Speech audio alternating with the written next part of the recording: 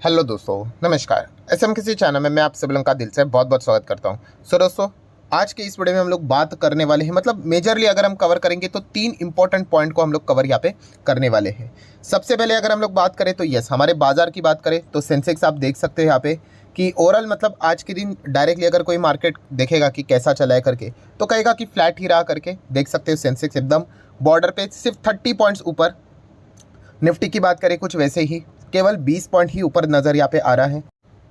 पर अगर किसी ने अगर मार्केट को पूरी तरीके से ट्रैक किया होगा तो यस, बहुत कुछ हम लोग को सुपर ड्रामा देखने को मिला। मतलब आप चेक कर सकते हो इंडेक्स लेवल पे शुरुआत यहाँ पे हम लोगों को एक्सपेक्टेशन था कि शुरुआत तो यहाँ पे ठीक ठाक होगी, अच्छी होगी करके। इससे भी थोड़ा ज़्यादा बेटर शुरुआत का एक्सपेक्टेशन एटलीस्ट मैं तो कर रहा था, ठीक है। बट उसके बाद आप देख सकते हो लगातार मार्केट में हम लोग को एक तरफा बिकवाली ही देखने को मिली। मतलब फर्स्ट हाफ तक अगर हम लोग बात करें सिर्फ और सिर्फ सेल ऑफ देखने को मिला। एंड नेक्स्ट अगर आप हाफ की बात करें तो पूरा उसका रिफ्लेक्शन उल्टा, यहाँ पे हम लोग को गजब की तेज़ी देखने को यहाँ पे मिली, ठीक है। तो ओवरऑल अगर हम लोग यहाँ पे बात करें तो इंडेक्स लेवल पे काफ़ी बड़ा खेल हम लोग को आज के दिन यहाँ पे चलते हुए देखने को मिला है, ठीक है। अगर मैं कल के दिन की अगर बात करूँ तो आप सभी लोगों को पता है डाउ जोन्स ने अच्छा ही परफॉर्मेंस दिखाया, 0.5% की तेज़ी दिखाई, ठीक है। बहुत बड़ी तेज़ी नहीं थी बट 0.5% हम कह सकते हैं।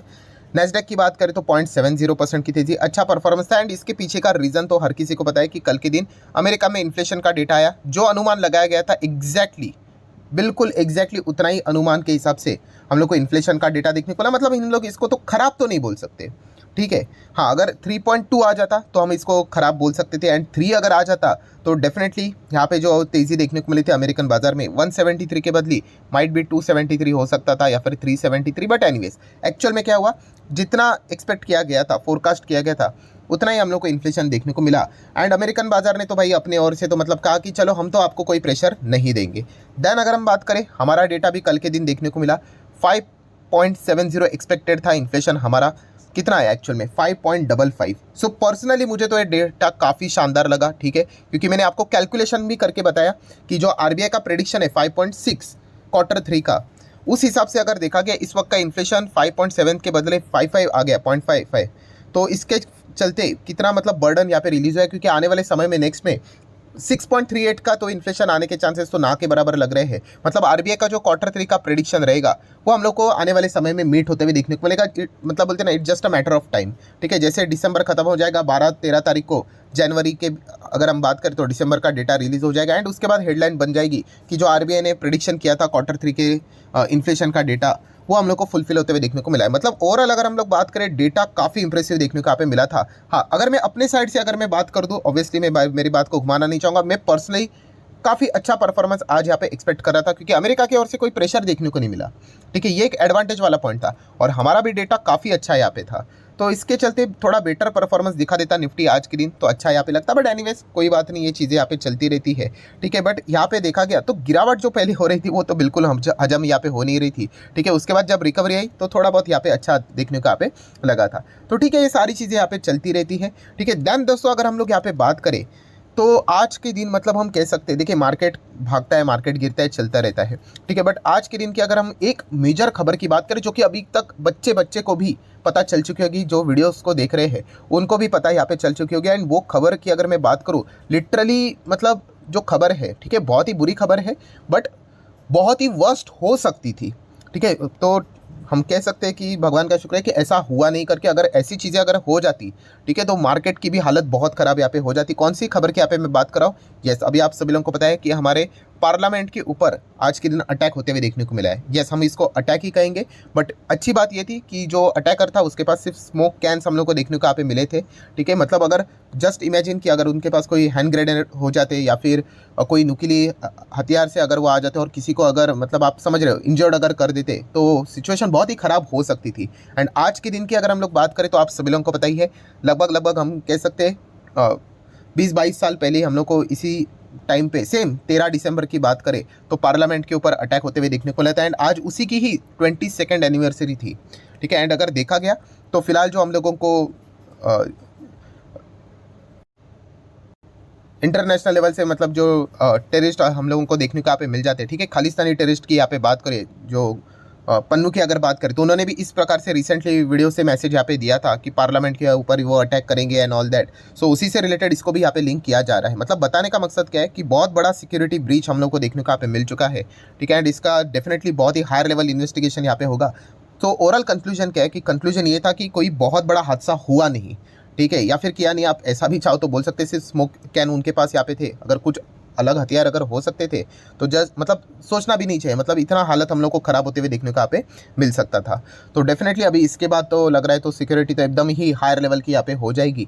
सो हम डेफिनेटली कह सकते हैं कि बहुत बड़ा बड़ा हादसा होते हुए बच गया। एंड अगर ऐसी कोई घटना हो जाती है अनहोनी, तो फिर भाई मार्केट में भी बहुत ही हालत हम लोग को ख़राब होते हुए देखने को मिल सकती थी। बिकॉज ऑलरेडी अगर हम लोग यहाँ पे बात करें तो एकदम टॉप लेवल पे हम लोग चलते हुए देखने को यहाँ पे मिल रहे हैं। हाँ ठीक है, इस चीज़ को ऐसा हर वक्त मार्केट के साथ कंपेयर करके बोलना अच्छा तो नहीं लगता, बट है तो हमारा चैनल मार्केट से रिलेटेड, तो इसीलिए थोड़ा सा मतलब उसी के रेफरेंस में यहाँ पे मुझे बोलना पड़ता है। सो ठीक है, हम यहाँ पे कह सकते हैं कि वैसा कुछ हुआ नहीं। मतलब हम मतलब बोल सकते हैं कि वो जो 20-22 साल पहले यहाँ पे हुआ था वैसे। देन अगर हम लोग आखिरी तीसरे इंपॉर्टेंट पॉइंट की बात करें तो यस, आज की रात दोस्तों काफ़ी इंपॉर्टेंट यहाँ पे रहने वाली है, ठीक है। जो शेयर मार्केट के इन्वेस्टर रहते हैं, ठीक है, या फिर ट्रेडर भी होते होंगे, तो उनके लिए आज की रात काफ़ी इंटरेस्टिंग और इंपॉर्टेंट रहेगी। बिकॉज इसके पीछे का रीज़न पता है, यस, FOMC की बैठक जो कल से स्टार्ट हुई थी उसका आउटकम आज की रात हम लोग को देखने को यहाँ पे मिल जाएगा। यूजुअली जैसे जब भी इस प्रकार के इवेंट्स रहते हैं, थोड़ा सा हम लोग जो डिसीजन रहता है उसको लाइव कैप्चर करने की यहाँ पे कोशिश करते हैं। बट इस वक्त की अगर मैं बात करूँ दोस्तों तो लाइव कैप्चर करना मुश्किल यहाँ पे हो जाएगा। बिकॉज आज 13 है और हमारे इंडियन टाइम के हिसाब से अगर मैं बात करूँ, देखिए जब भी FOMC की बैठक होती है ना, तो ये जो इवेंट रहता है वो 2 हिस्सों में डिवाइडेड होता है, हाफ हाफ ऐसा आप बोल सकते हो। पहले हाफ में हम लोग को क्या देखने को मिल जाता है कि यस, फेड के जो FOMC की जो मतलब ग्रुप हम लोग को जो देखने को मिल जाता है, उन्होंने क्या आउटकम निकाला है वो पहले हम लोगों को फर्स्ट हाफ में देखने को मिल जाता है। एंड वो फर्स्ट हाफ की ही शुरुआत जो रहने वाली है 14 दिसंबर, 14 मतलब रात के 12 बजने के बाद, मतलब 12:30 बजे हम लोगों को क्या देखने को मिलने वाला है। पहले तो ये समझेगा कि क्या रेट कट हुआ है, रेट हाइक हुआ है, या फिर कुछ भी चेंज नहीं हुआ है, ठीक है। तो इससे रिलेटेड पहली खबर 12:30 को आएगी। इसके पहले कितना को आती थी, 11:30 को आती थी। तो इसलिए थोड़ा बहुत मैं इसको कवर कर लेता था, कुछ लोग जगे रहते थे। बट इस वक्त की बात करें तो 12:30 को पहली वाली हाफ हम लोग को देखने को मिल जाएगा कि क्या एग्जैक्टली डिसीजन उन्होंने लिया है करके। एंड उसके बाद की अगर हम लोग बात करें, जो सेकेंड हाफ यहाँ पे रहेगा, जो कि इस वक्त की अगर मैं बात करूँ सबसे इंपॉर्टेंट चीज़ यही रहने वाली है, पॉवेल जी की कमेंट्री। ये तो मतलब आप अंदाज़ा लगा सकते हो ये प्रोग्राम तो 1:30-2 बजे तक चलने वाला है, ठीक है। तो ये सारी चीज़ हम लोग को आज की रात यहाँ पे देखने को मिलने वाला है।